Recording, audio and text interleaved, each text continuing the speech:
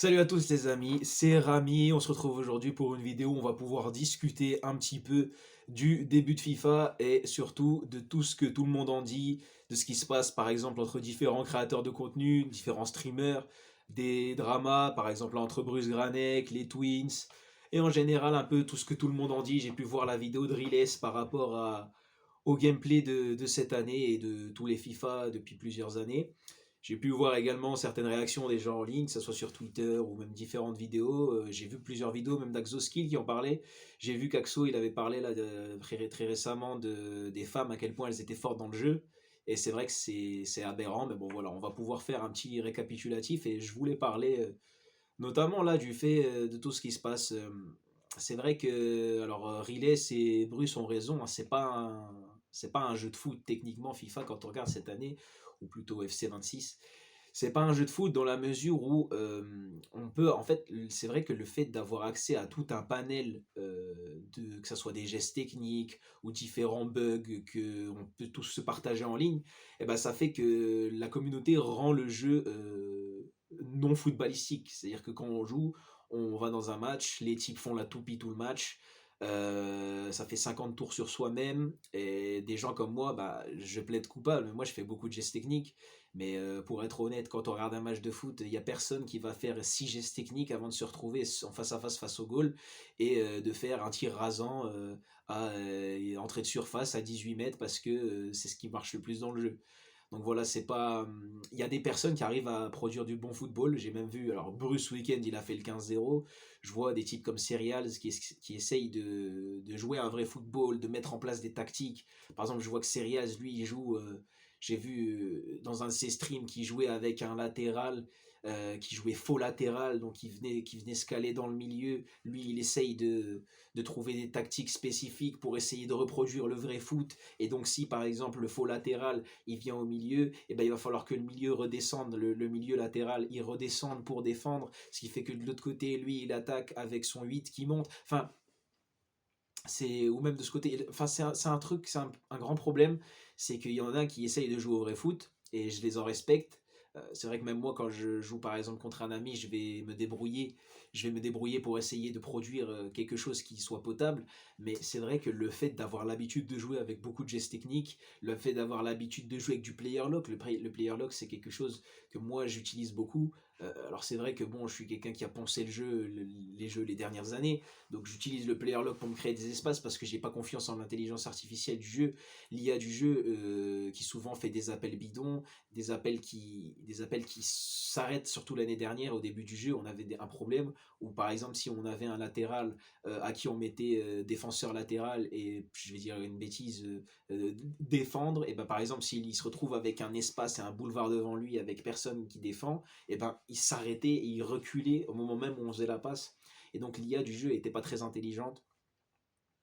Donc voilà, je plaide coupable de pas vraiment produire du football, mais c'est vrai que moi ce que j'aime bien dans FIFA, c'est un peu le côté compétitif. Et donc quand moi je viens dans un match, et bah, c'est pour gagner. Et malheureusement, quand je viens pour gagner, bah, je suis obligé de faire des choses qui ne ressemblent à rien. Et donc c'est pas du foot. Donc en fait, moi quand je viens et je joue à FIFA, j'accepte que ce FC ne soit pas un jeu de foot pur. Si je veux jouer à un jeu de foot pur, bah, ceux qui ont des PC, il y a Football Life par exemple, la version modée de PES, ou même eFootball, je trouve, ressemble un petit peu plus à du foot que FC, même si bon, il y a aussi des bugs sur le jeu, mais c'est pas autant poussé et c'est pas un jeu de ping-pong. Là, quand on regarde, alors même j'ai fait une petite liste, hein. J'ai fait une petite liste. Et d'ailleurs, ouais, donc en début, je voulais parler donc, dans l'intro des différents créateurs de contenu.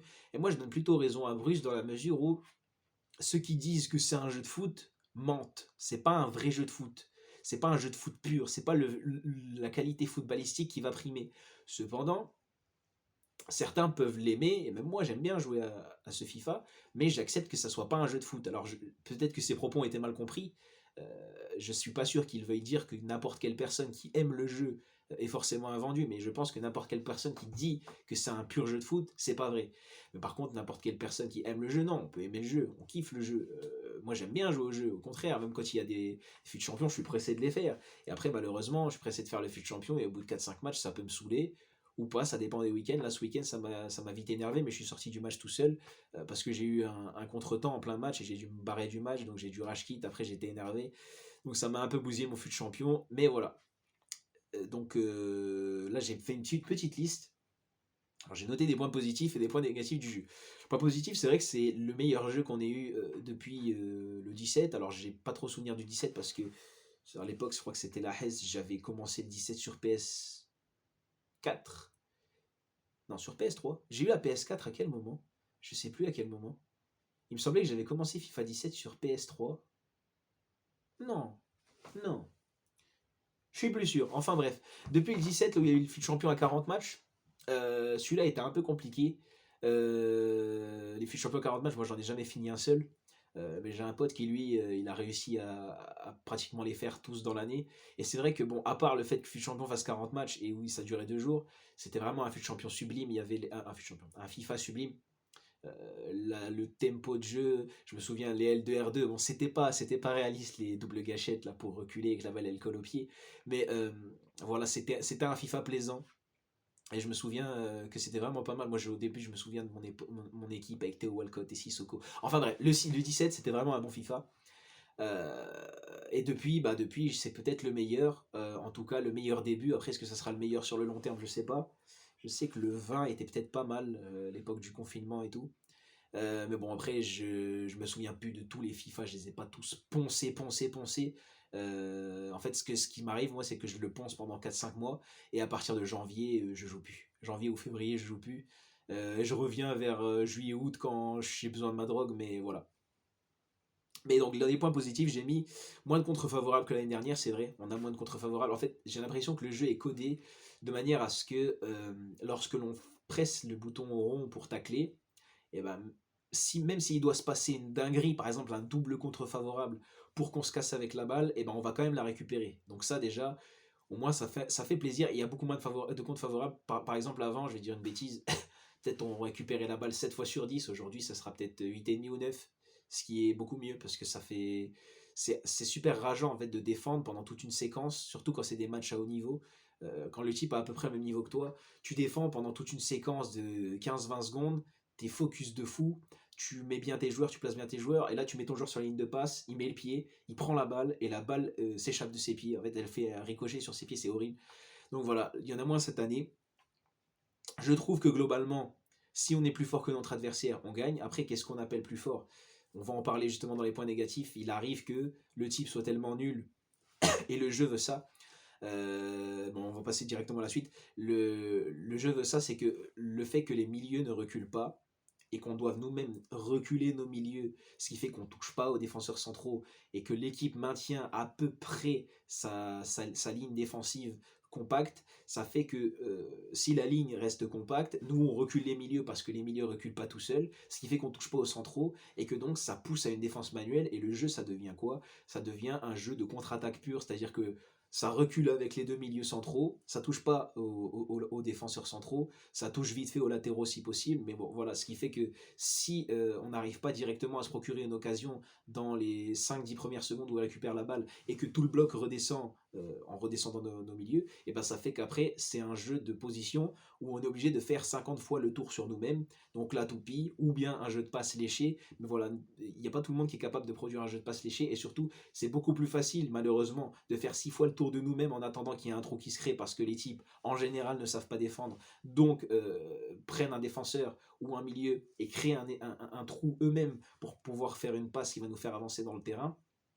Et ben ça fait que le jeu n'a aucun est vraiment pas toujours beau à voir, c'est-à-dire que ouais, on va avoir les types qui vont prendre leurs femmes, parce que justement ça c'est encore un point négatif, c'est que les femmes sont trop fortes parce qu'elles sont agiles, et comme disait Axo, en plus d'être agiles, comme elles sont notées sur des critères entre elles, c'est-à-dire des critères entre femmes, et ben ce qui serait considéré comme un 25 de physique chez un bonhomme, et ben ça donne un 80 chez une femme. Ce qui fait qu'une Selma Paraluelo ou par exemple une Claudia Pina est capable de bouger n'importe quel de nos joueurs, alors que c'est pas réaliste. Mais voilà. Ce qui fait que donc, puisque les femmes sont en général plus petites, plus agiles, et qu'en plus elles ont des bonnes stats en physique, et ben elles peuvent faire 15 fois le tour d'elles-mêmes, et si jamais on arrive près d'elles, et ben elles peuvent nous mettre un méchant coup d'épaule, ce qui fait qu'on va reculer. J'ai même vu des images sur les réseaux sociaux où une attaquante pouvait décaler un défenseur central type Rudiger de 4 ou 5 pas, tellement le coup d'épaule était puissant. Voilà. Donc ça, c'est un peu compliqué. Donc globalement, le jeu est meilleur que celui de l'année dernière, mais voilà, on a les femmes qui sont trop fortes, on a le problème de la toupie, on a les milieux qui reculent pas. Euh, c'est un jeu de contre, donc les joueurs en général jouent avec deux milieux défensifs, un 4-2-3-1, j'ai vu des 4-4-1-1, alors ça par contre c'est pas avec les milieux défensifs, mais bon si tu mets reculé au OMC, enfin pas reculé, mais si tu mets défendre et que toi tu les recules manuellement, parce qu'en général ils ne tendront même pas à reculer, ça fait que ça fait une ligne de 4 avec les deux devant, ça fait un bloc de 6. Le goal manuel aussi, le goal manuel est trop fort.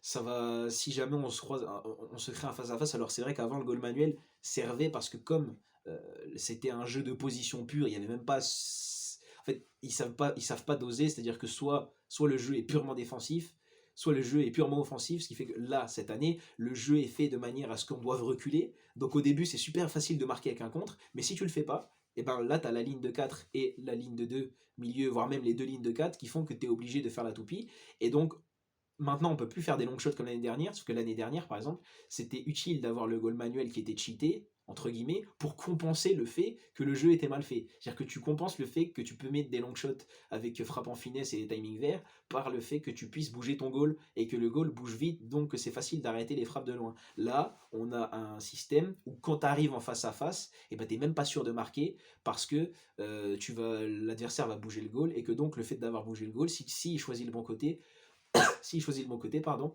et ben, il va pouvoir arrêter la balle. Alors, c'est vrai que bon, c'est un peu moins abusé qu'avant, mais ça reste abusé. Ça reste abusé. Alors après, certains ont pu dire, j'ai vu sur les réseaux, que il n'y a rien de plus facile que foudroyer quelqu'un qui bouge trop son goal. C'est vrai, si on se fait avoir, mais par exemple, si on joue un match super serré, ce qui est rare dans le jeu parce qu'il y a 60 buts par match, mais j'en ai joué un tout à l'heure en division rivals. J'ai joué un match serré qui s'est fait finir, je crois, en 2-2 ou un truc comme ça.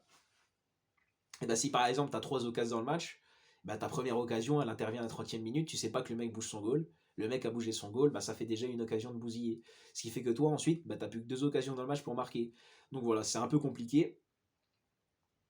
J'ai noté aussi qu'il était impossible de presser quand on était mené, ça c'est horrible. Si vous jouez contre quelqu'un qui fait tourner, un tryharder de dingue, et ben le type va faire tourner et on peut pas lui récupérer la balle. S'il fait des passes avec son goal, s'il fait des tours sur lui-même, puis qu'il fait des sprints vers son poteau de corner, puis qu'il fait une passe et puis qu'il remet un ballon en faisant partir son latéral et puis que son latéral refait la fusée jusqu'à notre poteau de corner, c'est impossible de leur reprendre la balle. Pressing collectif ça marche pas. J'ai tout essayé, j'ai essayé le pressing collectif, j'ai essayé de mettre en tactique une pression à 100, une hauteur défensive à 100, il n'y a rien qui marche. Les buts à l'engagement, n'en parlons même pas. Ils ont dit qu'ils avaient nerf les buts à l'engagement. La seule chose qu'ils ont nerf, c'est que les deux ailiers, au lieu de se retrouver en haut et en bas du rond central, en fait, se retrouvent directement en face de l'équipe qui attaque. Ils se retrouvent disons que nous, notre équipe est à gauche et son équipe est à droite. Au lieu d'être en haut et en bas, ils vont être sur le côté à gauche, mais ça change strictement rien parce que quand même en deux passes, en fait, ce qui se passe, le buteur fait la passe en arrière sur l'engagement, il avance. Ensuite, tu peux faire une passe à ton milieu et tu refais une passe en R1 croix en passe forte. Et en fait, tu te retrouves avec tout le milieu qui s'est fait transpercer et tu te retrouves déjà avec ton buteur qui est tout seul aux 25 mètres face à tes deux défenseurs centraux. Ça n'a strictement aucun sens. Il faut qu'ils fassent quelque chose. Et voilà, ils ont beaucoup de choses à travailler. Donc je pense que j'ai tout dit, hein. Ils ont beaucoup de choses à travailler. La défense à revoir. Les milieux devraient pouvoir reculer sans qu'il y ait trop d'abus, sans qu'on ait une défense complètement auto comme on a pu avoir dans certains anciens. Mais en fait, oui, il faut qu'ils apprennent à doser. Les milieux devraient reculer par eux-mêmes pour que justement on puisse utiliser nos défenseurs centraux pour défendre. Parce que maintenant, si on utilise nos défenseurs centraux, ça crée des trous et on se fait avoir à chaque fois, à part si on fait du rond. Et donc si on arrive à prendre la balle directement, là, effectivement, il y a moins de comptes favorables qu'avant. Mais il faut le faire, sauf que c'est compliqué d'appuyer sur rond quand on a une bonne femme avec 90 d'agilité et qui fait 1m50, qui fait la toupie. Si tu fais rond, tu fais faute. Et en général, si tu fais faute avec ton central, ça donne soit un bon coup franc, soit un penalty. Voilà. Donc en tout cas, j'ai dit beaucoup de choses. Mes notes m'ont un petit peu servi. J'espère que ça vous a plu. Je vous dis à bientôt pour une prochaine vidéo. N'oubliez pas de vous abonner pour plus de contenu. C'était Rami. Passez une bonne journée et bon courage pour votre fut champion et vos rivals.